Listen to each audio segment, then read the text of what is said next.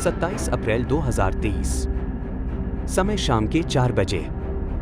उत्तर प्रदेश के हिंडन एयरबेस से भारतीय वायुसेना के 2 सुपर हरक्यूलिस विमानों ने अरब प्रायद्वीप पर स्थित लाल सागर के तटीय शहर जेद्दा में किंग अब्दुलजीज अंतर्राष्ट्रीय हवाई अड्डे का नियमित दौरा किया।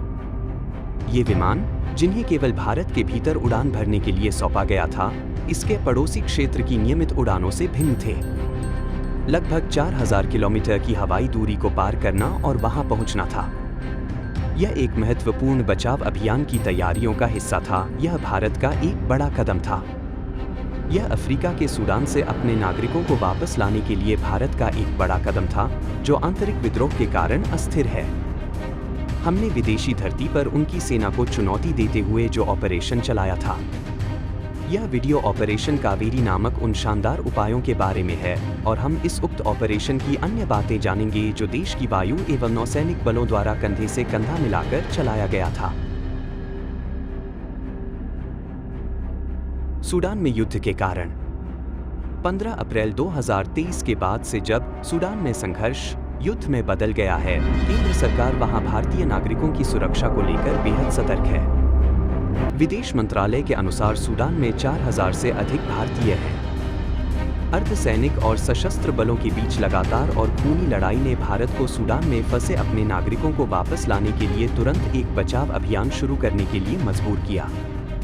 इसके साथ प्रधानमंत्री श्री नरेंद्र मोदी ने 20 अप्रैल 2023 को अपने आवास 7 लोक कल्याण मार्ग पर एक महत्वपूर्ण मंत्रिस्तरीय बैठक बुलाई और विदेश मंत्री श्री एस जयशंकर और सुरक्षा मंत्री श्री राजनाथ सिंह से काम शुरू करने का अनुरोध किया।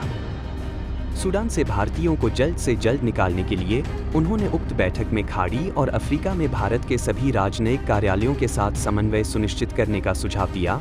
फिर राष्ट्रीय सुरक्षा सलाहकार श्री अजीत की अध्यक्षता में हुई बचाव अभियान के लिए भारतीय वायुसेना और नौसेना को चुना गया। इस प्रकार इन दोनों बलों की प्रणालियों का उपयोग करते हुए 24 अप्रैल 2023 को ऑपरेशन कावेरी के नाम से सूडान में भारतीय बचाव मिशन शुरू करने का फैसला किया।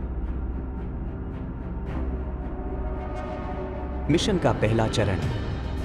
श्री राजनाथ सिंह और श्री एस जयशंकर ने इस ऑपरेशन का संज्ञान लिया और राष्ट्रीय सुरक्षा सलाहकार श्री अजीत डोभाल ने इस ऑपरेशन के मुख्य निष्पादक के रूप में कदम रखा। चूंकि यह एक निकासी परियोजना थी जिसे बिना किसी बाधाओं के करना था, उन्हें अफ्रीका और खाड़ी में भारतीय राजनयिक मिशनों की पूर्ण भागीदारी की आवश्यकता की। इन चीजों को सुनिश्चित करने के लिए एक उच्च स्तरीय टीम 22 अप्रैल 2023 को जेद्दा, सऊदी अरब के लिए रवाना हुई। सूडान में फंसे भारतीय नागरिकों को आवश्यक राजनयिक सहायता प्रदान करना उनका प्राथमिक कर्तव्य था। यह टीम बिना देरी किए जेद्दा पहुंच गई। केंद्रीय सुरक्षा मंत्रालय ने अरब सागर के दक्षिण पश्चिम में तैनात नौसेना के गश्ती जहाज INS सुमेधा को अपना काम शुरू करने और लाल सागर तट पर सूडान के एक बंदरगाह शहर पोर्ट सूडान में जाने के आदेश दिया। समानांतर रूप से आगरा के हिंडन एयरबेस पर 977 स्क्वाड्रन के 2 C-130 सुपर हरक्यूलिस वायुसेना के विमान किंग अब्दुलजीज अंतर्राष्ट्रीय हवाई अड्डे जेद्दा के लिए उड़ान भरी। शाम को पोर्ट सूडान में डॉक किया गया और दिल्ली से निर्देशों की प्रतीक्षा की गई। सूडान के विभिन्न हिस्सों से लगभग 300 भारतीय नागरिक खार्तूम में भारतीय दूतावास द्वारा व्यवस्थित वाहनों में बंदरगाह पर पहुंचे। केंद्र पर निकासी शुरू करने की सूचना मिलने के बाद नौसेना ने उन्हें जहाज के अंदर लाने की प्रक्रिया शुरू की। यह सब पूरा हुआ और अगली सुबह 25 अप्रैल 2023 5:30 बजे INS सुमेधा सूडान के बंदरगाह से सभी नागरिकों के साथ रवाना हुई। मिशन का दूसरा चरण। खबर मिली कि भारतीय नागरिकों को लेकर नौसेना का जहाज INS सुमेधा लाल सागर से अरब सागर में प्रवेश कर गया है।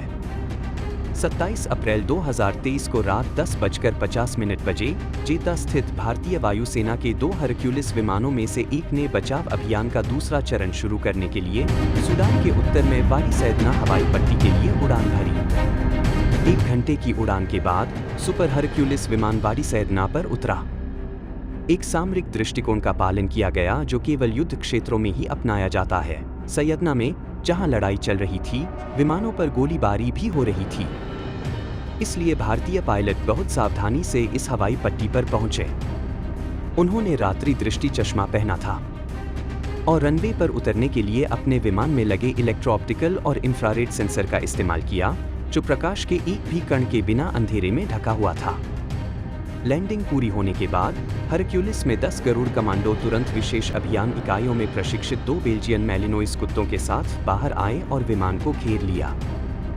हरक्यूलिस पायलट इंजन बंद किए बिना किसी भी क्षण उड़ान भरने के लिए तैयार थे और एक ही समय में जेद्दा और नई दिल्ली में ऑपरेशन केंद्रों के साथ लगातार संपर्क में थे।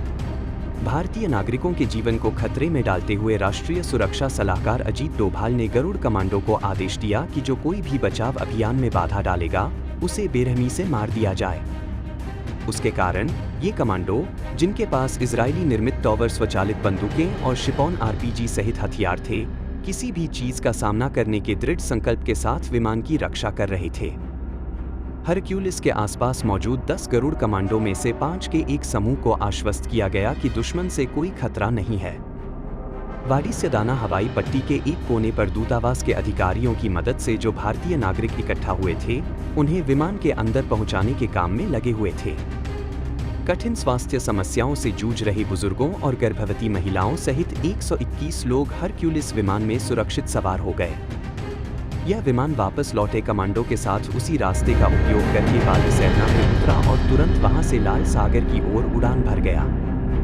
इस प्रकार सूडान में 2 भारतीय बचाव अभियान, जो ऑपरेशन कावेरी का हिस्सा थे, सफलतापूर्वक संपन्न हुए।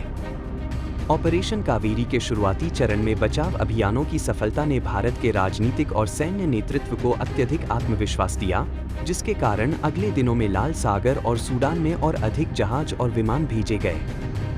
दूसरा सुपर हरक्यूलिस विमान, जो जेद्दा में तैयार किया गया था, 28 अप्रैल 2023 की शाम को खार्तूम से लगभग 100 भारतीय नागरिकों को बचाया और भारत के लिए उड़ान भरी।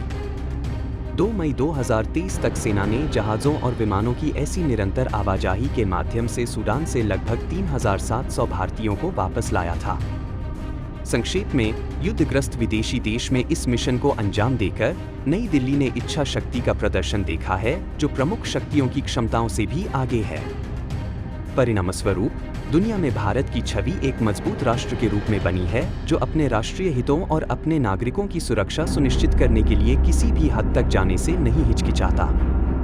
इसे अफ्रीकी भू-राजनीति में किसी एशियाई महाशक्ति के पहले प्रवेश के रूप में भी समझा गया।